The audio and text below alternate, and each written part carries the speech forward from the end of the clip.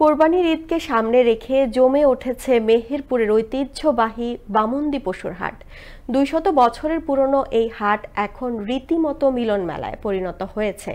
গরু, ছাগল, ভেড়া সহ নানা ধরনের কোরবানিযোগ্য পশু কেনা বেচায় ব্যস্ত সময় পার করছেন ক্রেতা বিক্রেতারা। মেহেরপুর থেকে মিজানুর রহমানের পাঠানো তথ্যচিত্রে বিস্তারিত জানাচ্ছেন সাদিয়া রহমান।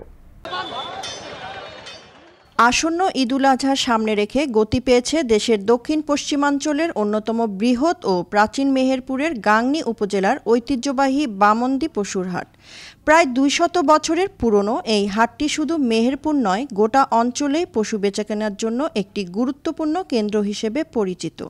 কোরবানির ঈদ সামনে রেখে হাটে এখন বাড়ছে পশুর সরবরাহ ও ক্রেতা বিক্রেতার ভিড়। গরুর বাজার স্বাভাবিক আছে, এখন কেনা যায়। সুন্দর গরুগুলো কিনতে গেলে ৩০-৩৫-এ পাওয়া যাচ্ছে না, ৩৫-এ কেনা লাগছে। এবার গরুর দাম খুব একটা বেশি নয়, গোখাদ্যের দাম অনেক বেড়ে গেছে, তাই খরচ উঠিয়ে লাভ করা কঠিন হয়ে যাচ্ছে দাবি গরু বিক্রেতার।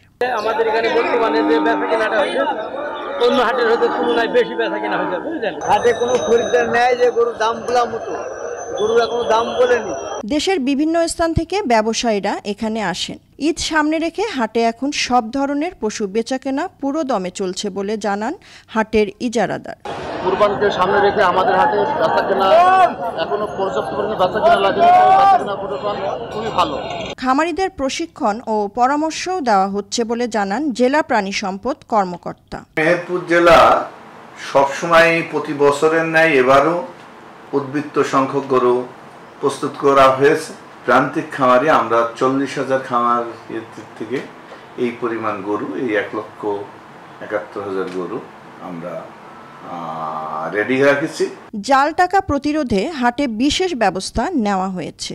ব্যবসায়ীরা যেন নিরাপদে ও নির্বিঘ্নে হাটে আসতে পারেন, সে লক্ষ্যেই জেলা পুলিশ সার্বিক প্রস্তুতি নিয়েছে বলে জানান জেলা পুলিশ সুপার।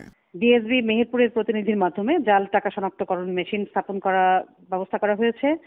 ইজারাদারদের নিজস্ব ব্যবস্থাপনায় যাতে পর্যাপ্ত সংখ্যক স্বেচ্ছাসেবী নিয়োগ করা হয় সেই ব্যবস্থা করার জন্য বলা হয়েছে এবং রাখা হয়েছে। মানে কোথা থেকে যাচ্ছে এবং কোথায় যাচ্ছে যাতে করে মাঝপথে কেউ এই যাত্রা ব্যাহত করতে না পারে, অনাকাঙ্ক্ষিত সিচুয়েশনের সম্মুখীন হতে না হয়। জেলার শতাধিক বাণিজ্যিক খামার ও প্রায় ৪০,০০০ পারিবারিক খামারে উৎপাদিত হয়েছে ১,৭১,০০০ কোরবানিযোগ্য গরু। জেলার চাহিদা প্রায় ৯০,০০০ পশু, ফলে অতিরিক্ত পশুগুলো ঢাকা, চট্টগ্রাম সহ দেশের বিভিন্ন জেলায় পাঠানো হবে। সাদিয়া রহমান, আনন্দ টিভি, ন্যাশনাল ডেস্ক।